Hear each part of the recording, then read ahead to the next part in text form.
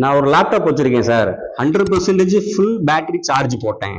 நான் சார்ஜரை கலட்டிட்டேன். கலட்டின உடனே 100% காமிக்குது. ஒரு 10 நிமிஷத்துல பாத்தீங்கன்னா 70% ஆயிருது. அதே ஒரு 20 மினிட்ஸ்ல பாத்தீங்கன்னா எனக்கு ஒரு 30% வந்துருது.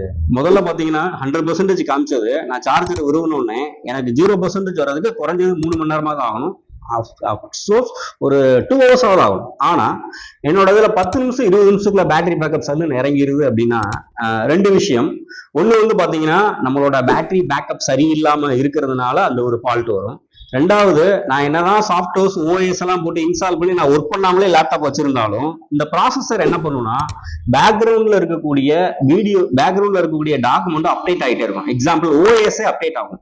அந்த மாதிரி அப்டேட் ஆகிற டயத்துல லேப்டாப் சும்மா தான் இருக்கும், உள்ள ப்ராசஸிங் பண்ணிட்டே இருக்கு.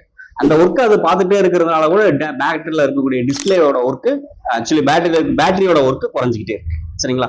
அதனால மேக்சிமம் வந்து பேட்டரி ஃபால்ட் ஆகுது அப்படின்னா மெயின் வந்து ஓவர் சார்ஜ் போடுறது, சார்ஜ் வந்து 20% கீழே போடுறது, அதை மட்டும் ப்ராப்பரா மெயின்டைன் பண்ணிக்கங்க. தேங்க்யூ.